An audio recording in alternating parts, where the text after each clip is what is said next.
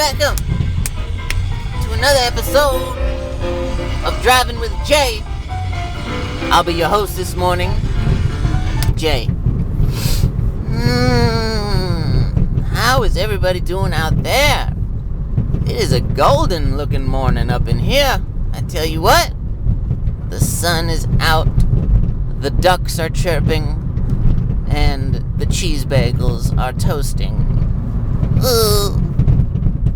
So, it's been a while. I feel like it's been a long time since I've come to y'all with my intellect and my wit. I call it my wit-tellect. Wit-tellect. Oh. Now, what have I done since I last saw y'all? You know, Sister Bellums. She came over and we went out to eat with Mother Bellums. That was very fun. My sister's lucky that I even agreed to hang out with her after the whole Black Swan debacle. I'm sure you're familiar if you listen to that episode. But, I agreed to hang out with her, and we all went out to Ivar's. Do y'all know Ivar's? Ivar's? It's called Ivar's Fish Bar. Alright. Now, that sounds like it could be a rather disgusting place, but it's not, trust me. A fish bar. Alright. You belly on up to the bar and say, "Hey, bartender, give me one of them fish." He says, "Okay, you got it. This is a fish bar." Oh, just kidding. I think what they mean is that it's like a food counter that you can order fish at. I almost just had a panic attack because I looked at my gas gauge, my gaugela, and it's fine. Are you a tank half empty or a tank half full kind of person? I said that I'm tank half full, despite my crippling depression.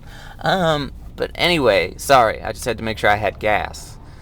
But Ivar's Fish Bar, it's cool. It's a local thing. It's been around for a long time here in my beautiful city. And you can get fish there. And they have chowder that you can get in a bread bowl. Okay. And back before I knew that I couldn't eat bread, I'm on this new diet and trying to fit into my wedding dress by June. I would get chowder in a bread bowl. And let me just tell you something. Let me tell you a tiny scrum thing. That shit is delicious. Oh, my goodness. Because the chowder soaks into the the edges of the bowl and it gets all mush, gush. Now you gotta take your spoon and scrape the edges. Look at my hand. It looks like man. Some people have attractive hands. I do not. But you gotta scrape the edges of your bowl and you get just some nice gush, mush. Some salmon flavored mush. And then you get to eat the bowl. It's very cool. But there's also, the main attraction of Ivar's is you get to sit outside and it's on the waterfront. And there are these seagulls that will just attack you for your food. Oh my goodness. I have never seen seagulls that are this large and this aggressive. Hold on. What are you doing? But these seagulls, man, I'm telling you, they are all professional boxers. They look like they're training for the heavyweight championship. But you're sitting outside at the fish bar, you've got your French fries, and they've been doing this for years, these seagulls. They know that they can just eat, But there's only a select few of them that make it up there. It's really a wonderful example of survival of the fittest, if you will. Because you got all these starving homeless seagulls that are around the city. They're all like, "Please, sir, can you spare a muffin crumb?" And then you got all the rest of the seagulls that hang out at Ivar's, and they're like, "What, bitch?" And they're huge. So we fed some seagulls, We caught up with Sister Bellums. I said, hey, how you doing? So good to see family, you know? I don't know how my listeners get along with their family members. Oh, is this girl about to go? No? Yes? No? Oh, the old fake out.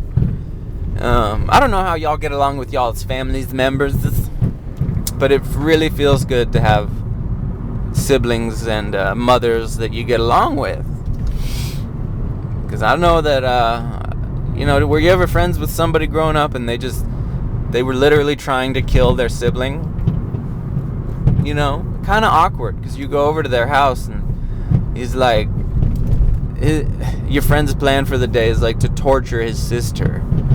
You know, and it's like, it goes from having fun, you're like, oh, this is kind of fun, this is kind of naughty, I'm not usually mean to people, oh, this is fun, and then it takes a turn, you know, because he's comfortable with it, because he's like her sibling, so he's like, oh yeah, she's used to this, and it's like, well, you know, you might want to stop, you know, actually hurting her, you know what I mean? It's so awkward. I don't know, man. You got those friends growing up that you just know are going to become serial killers. You know? You don't want to piss them off by being like, well, maybe, you know, Cody, maybe you should just put the gun down, you know what I mean? Just, you know, take your BB gun and go shoot some targets. You know, you need to stop pistol whipping your little sister. You know? But I digress. It's good to get along with your family. If you don't, you should really try. You should try to do some family therapy. You know? Alright? Oh, so I thought of an idea. But let me give you a little music while I take a sip break. Oh! Hear that bass? That's some good shit.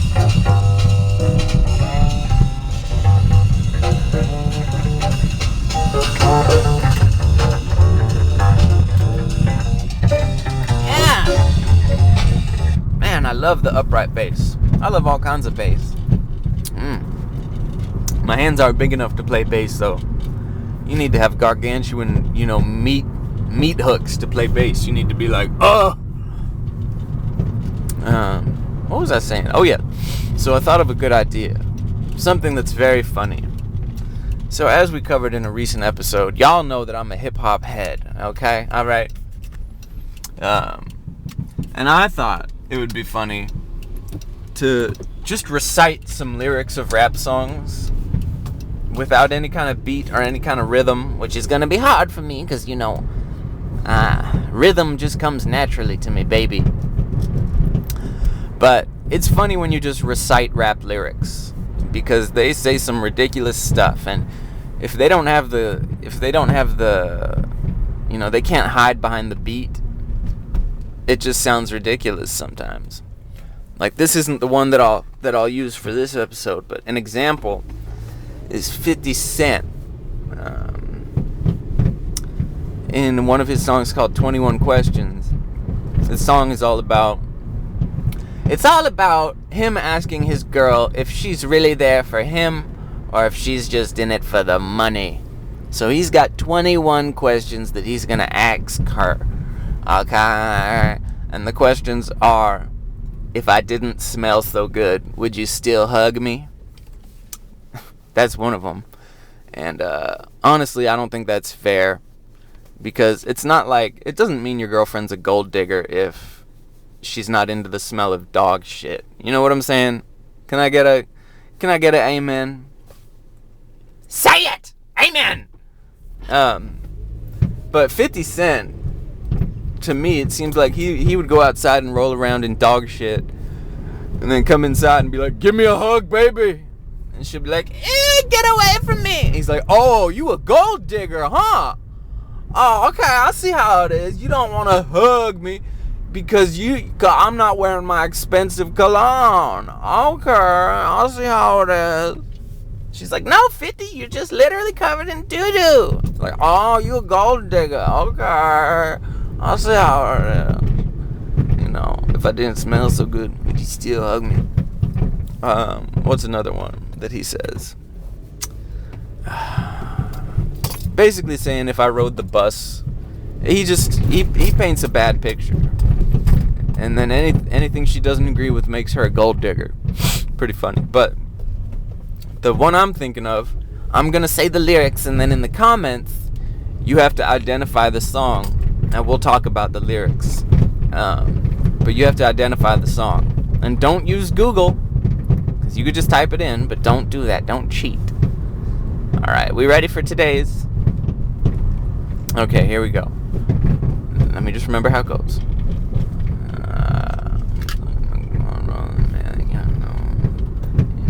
Okay. I'm a sucker for cornrows and manicured toes. That's it. That's the start of a rap song. This guy's trying to say how cool he is. You know, the beat's going. You can't really hear it when the beat's going, but it's like, I'm a sucker for cornrows and manicured toes, and make a pre-paint the berry to toe. All right, and you just kind of go along with it. You're like, yeah, that sounds good. But then you slow it down, and you're like, wait a minute, what? I'm a sucker for cornrows and manicured toes. It's like, oh, okay. I mean, I guess, whatever you're into, but nobody needs to know that, you know what I'm saying? So let me know in the comments what song that is. And I think our young rapper friend is a little confused because you know what you call manicured toes, don't you? That's called a pedicure. So really, it should be, I'm a sucker for cornrows and pedicured hoes. You know what I'm saying? But let me know what song that's from. Alright. There's some attractive ladies out this morning. Alright, and they're all pushing baby strollers. Kind of crazy. You ladies are doing a great job of looking good. Well into your 40s. Man, they always have, back in the days when tabloids were a thing, they'd always be like, oh, J-Lo bounced back from her pregnancy. Oh, J-Lo's mom bod looks great. Blah, blah, blah. It's like, oh, the pressure. Can you imagine the pressure of getting pregnant and trying to protect your friggin' baby from paparazzi? And then if you finally manage to successfully have your baby, you got to worry about looking good for the paparazzi, and they're following you. You're just trying to walk around your resort with a breakfast burrito, and you got paparazzi popping out of nowhere. This thing, oh, J-Lo, watch out, girl. I hope you're not eating that whole breakfast burrito. Your mom bod you got to take care of that mom bod. You know, damn. What a low-life job that is, being a paparazzi. More like a Papa Poopsie. You know what I'm saying? Alright. Here we go. Coming into work. Ready for another day. I got a positive attitude. That's why everyone loves me. Because I'm just so fun to work with. And I never say anything bad. I'm just full of positivity. You can ask anyone. I'm just a joy to be around in every way.